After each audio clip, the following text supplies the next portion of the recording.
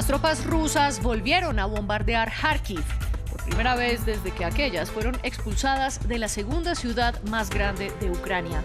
Moscú concentra sus ataques en el Donbass, mientras que en Jersón la moneda rusa será una de las dos oficiales. En su viaje a China, la alta comisionada de la ONU para los Derechos Humanos, Michelle Bachelet, irá a Xinjiang para investigar los presuntos abusos contra los uigures, aunque se teme que el gobierno chino no la deje ir a las prisiones donde están retenidos. Desfile de estrellas en la alfombra roja del Festival de Cannes. En la jornada destacan la presentación de la película Hunt, dirigida por el coreano que fue protagonista de la famosa serie El Juego del Calamar. Tenemos reporte desde la Riviera Francesa. Bienvenidos a las noticias de France 24. Los saluda de nuevo María Clara Calle. Y empecemos en Ucrania. Por primera vez desde que las tropas rusas fueron expulsadas de la región de Kharkiv, la segunda ciudad más importante del país fue bombardeada. El centro de la urbe fue atacado con un lanzacohetes que dispara municiones en racimo, según denuncian los militares ucranianos. Esto a pesar de que el arma está prohibida por los tratados internacionales. Por su parte, el presidente ucraniano Volodymyr Zelensky afirmó que los rusos estaban perpetrando un baño de sangre en la región del Donbass, donde se concentra su operación militar. Las ciudades más golpeadas de manera reciente son Sloviansk y Severodonetsk, mientras que en Jersón, una de las ciudades más grandes controladas ahora por Moscú, introdujeron el rublo como moneda oficial. Así, la moneda rusa tendrá el mismo peso que la grivna ucraniana. Uno de los lugares más representativos de la guerra ha sido Bucha y ahora intenta regresar a la normalidad. Este suburbio a las afueras de Kiev ya reabrió el mercado y los habitantes intentan superar las imágenes de lo que dejó la invasión rusa allí. Tras el retiro de las tropas, encontraron más de 300 cuerpos en fosas comunes o tirados en las calles. Andrés Granadillo tiene la historia. Paso a paso renace la vida en Bucha. Con una relativa normalidad, en el mercado, los dueños reabren sus puertas. Las tiendas se están abriendo poco a poco. Las personas con niños pequeños y perros están regresando. Es como antes. Las carreteras se están reparando poco a poco. Todo vuelve a la vida. Estamos muy contentos de verlo. Entonces, como digo, si no ves las ruinas, prácticamente nos estamos recuperando de todo esto.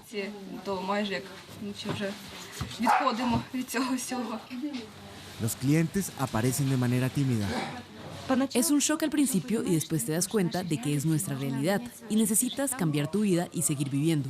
La vida sigue y tienes que vivir, sea lo que sea la vida. Sí, porque si no lo aceptas te vuelves loco. Es verdad. La vida no debe detenerse. Está claro que hay que recuperarla. Es realmente muy doloroso lo que los rusos nos han hecho. Y nunca, ninguna generación les perdonará esto. Docenas de nuestras generaciones recordarán hasta la muerte. Atrás quedaron las imágenes horroríficas que dejó el asedio ruso, dejando el cementerio de la ciudad abarrotado. Tras su retirada de la ciudad el 31 de marzo, cientos de cuerpos estaban tirados en las calles. Rusia niega que haya atacado a civiles y acusa a Ucrania de orquestar una propaganda en su contra. El secretario general de la ONU, en su visita a finales de abril, instó al Kremlin a cooperar con la Corte Internacional de Justicia por posibles crímenes de guerra cometidos por sus tropas cuando invadió Bucha. Starbucks se va de Rusia después de casi 15 años de operaciones y cerrará las 130 tiendas que tiene en el país.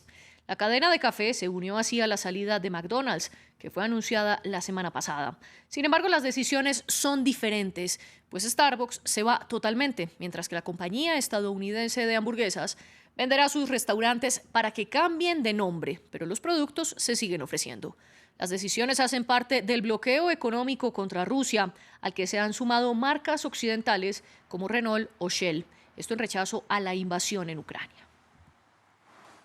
La alta comisionada de la ONU para los Derechos Humanos comenzó su visita de 6 días en China. Michelle Bachelet viajará a la provincia de Xinjiang, donde Occidente afirma que las autoridades chinas han cometido abusos contra la minoría musulmana de los uigures, como trabajo forzoso o detenciones ilegales. La gran pregunta es qué tanta libertad tendrá la comisionada, pues el Ministerio de Relaciones Exteriores chino afirmó que la visita debe cumplir con los estándares de aislamiento para prevenir el COVID-19. Esto en medio del repunte de la pandemia en el país. Para analizar el tema nos acompaña Patricio Justo, consultor político y director del Observatorio Sino-Argentino, que estudia la relación de Argentina con el gigante asiático. Bienvenido a France 24, un gusto saludarlo. Empecemos hablando de qué ha cambiado en China para que permitan la visita de Michelle Bachelet. Bueno, en principio la única razón por la cual China está dejando entrar a Bachelet en este momento es una decisión de restringir las medidas por la pandemia para el ingreso de funcionarios de esta jerarquía de organismos internacionales. Pero recordemos que tuvimos los Juegos Olímpicos de Invierno a principio de año, donde un montón de presidentes y otros funcionarios de distintos países ingresaron, así que no está muy claro por qué en este momento sí y anteriormente no, más allá de la excusa de la pandemia. Pero lo cierto es que las autoridades chinas están mostrando una mejor predisposición y le han abierto las puertas a Bachelet, quien no va a tener que hacer cuarentena y va a poder transitar por 3 ciudades chinas según la agenda que tiene prevista. Y Estados Unidos ha criticado previamente a Michelle Bachelet argumentando que ella no ha defendido a los uigures. ¿Qué mensaje entonces le envía la comisionada a Washington con su viaje y sus investigaciones?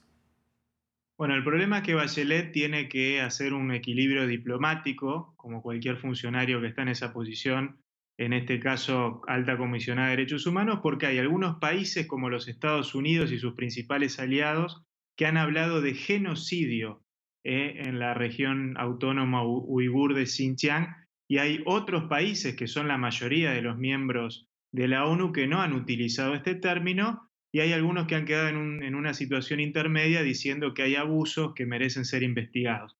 Entonces Bachelet tiene que hacer de alguna forma una tarea diplomática, digamos, de alta sensibilidad por los lugares donde ella va a transitar, donde hasta ahora ningún funcionario de esta talla ha transitado. Y la gran pregunta es, ¿qué es lo que va a abrir China para que Bachelet pueda ver? ¿Le va a abrir todo? ¿Va a permitir que ella se maneje de manera independiente, como supuestamente se ha dicho? Y segundo, Bachelet luego va a hacer un reporte, veremos qué contenido hay en ese reporte, si ella cuenta todo lo que vio y con el tenor que muchos países como los Estados Unidos están esperando. Y usted precisamente habla de la gran pregunta que es la que le quiero hacer, y es qué tan posible es que China le permita a Michelle Bachelet que visite los lugares de detención, y si no la dejan, ¿qué tanto efecto tendría su visita? Bueno, si no la dejan y si es una visita muy restringida, que es quizás la principal hipótesis de lo que puede suceder, esto no va a tener mucho mayor sentido más que el informe de Bachelet al terminar la gira, y que esto va a hacer que recrudezcan las críticas, que de vuelta se vuelva a hablar con mucho énfasis sobre esta cuestión, pero no va a cambiar nada en China. Ahora, si efectivamente Bachelet puede recorrer los supuestos centros de detención, que están denunciados básicamente en publicaciones periodísticas, no olvidemos esto.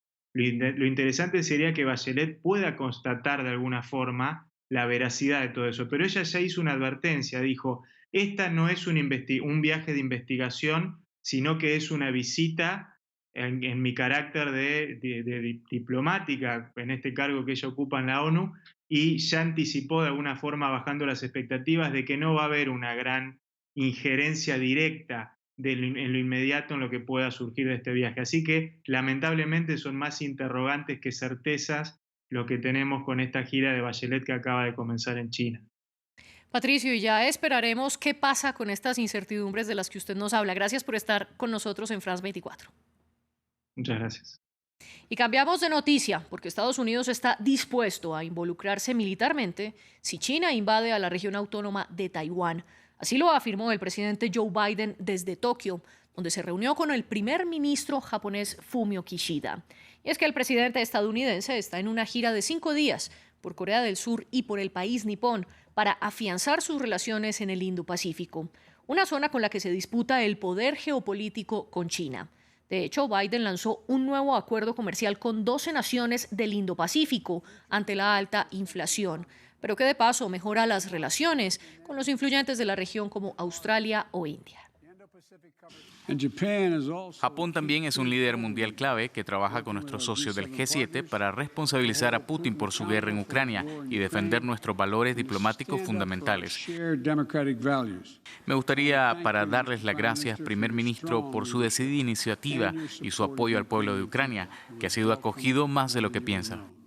Y pasamos a Francia. El país enfrenta una crisis sanitaria ante la escasez de personal clínico en los servicios de urgencias. Esto por la cantidad de pacientes que muchas veces no son atendidos o se ven obligados a esperar durante horas. Un problema que el país arrastra desde el inicio de la pandemia. Alba Santana nos amplía. Confusos y desinformados, unos pocos pacientes esperan a ser atendidos fuera del Hospital Universitario de Burdeos, pero algunos no lo lograrán, ya que ante la falta de personal médico, muchos hospitales de Francia han implantado un horario reducido para acceder a urgencias. Primero, los pacientes deben llamar al servicio 15 del SAMU, que decide si ingresan o no en función de su gravedad, y solo entre las 5 de la tarde y las 10 de la noche entre semana y hasta medianoche los fines de semana. Hoy en día hay muchos pacientes y, sobre todo, no hay suficientes cuidadores, así que nos vemos obligados a restringir nuestra capacidad de acogida. Y es que, según fuentes médicas, el servicio de urgencias de Burdeos tiene una falta de entre el 40 y el 50% de médicos, con colapso de pacientes. Una situación que el sindicato y otros colectivos llevan advirtiendo desde hace meses. Tenemos médicos que expresan ideas suicidas, médicos y cuidadores que se han suicidado en Francia por esta presión. En otros puntos, como en el hospital de Chinon, prácticamente todos los enfermeros de urgencias están de baja, debido al agotamiento acumulado. Si no queda ninguna enfermera y se empieza con la reanimación, el personal debe elegir qué vida salvar, y eso no es ni siquiera imaginable. En el hospital d'Orléans, los médicos y enfermeros están en huelga desde marzo, cuando un paciente murió en un pasillo por el colapso del centro. Ahora atienden los casos en los que peligra la vida. Llevamos meses, incluso años, advirtiendo de esta desintegración del hospital público en general y de las urgencias. Esta crisis sanitaria es un problema de fondo en el país y los expertos estiman que si no se soluciona podría significar el fin de los servicios de urgencias en unos años. Y terminamos con lo último del Festival de Cannes. El director coreano Lee Jong-jae, famoso por protagonizar la serie de Netflix El Juego de Calamar, presentó su primera película llamada Hunt. Además, el director rumano Cristian Mungiu regresó a la competencia con un filme que confronta la xenofobia en Europa Central. RMN habla del drama de los húngaros étnicos que rechazan a los trabajadores de Sri Lanka. María Carolina Piña, periodista de RFI, nuestra cadena aliada, nos cuenta más desde la Riviera Francesa. Un thriller iraní y un drama francés fueron los protagonistas de la noche en Cannes.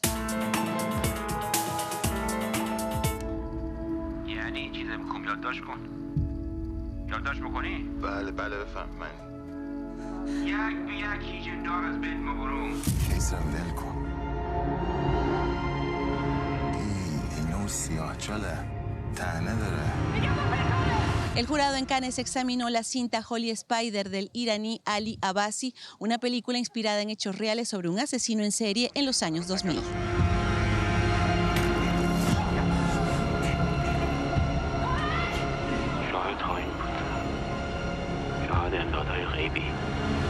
Los hechos se desarrollan en la ciudad santa de Mashhad, donde aparecen muertas varias prostitutas estranguladas por un hombre que dice querer limpiar la ciudad del vicio. Una joven periodista decide investigar estos hechos, teniéndose que enfrentar a los jueces, la policía y las autoridades religiosas. Holy Spider es una dura denuncia de la condición de las mujeres en Irán, donde conviven patriarcado, dominación religiosa y misoginia.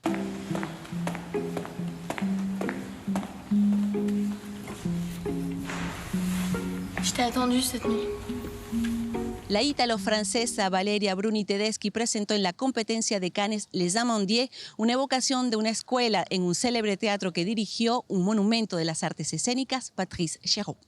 Donc tous les deux, vous êtes toujours pas en costume là? On y allait là. Dépêchez-vous. Ah oui, Étienne, tu sais la dernière fois en répétition avec Juliette, quand tu manges la pomme, tu léchais ton couteau. ¿Tu veux bien me lo refaire? Les Amandiers es una cinta fresca sobre muchachos que aspiraban a convertirse en actores en un momento donde reinaban drogas, sexo, el miedo por el SIDA, pero sobre todo el fervor por el teatro. J'aime ton dos. Tu vois là. Exactement là. Sigan conectados con nuestra programación.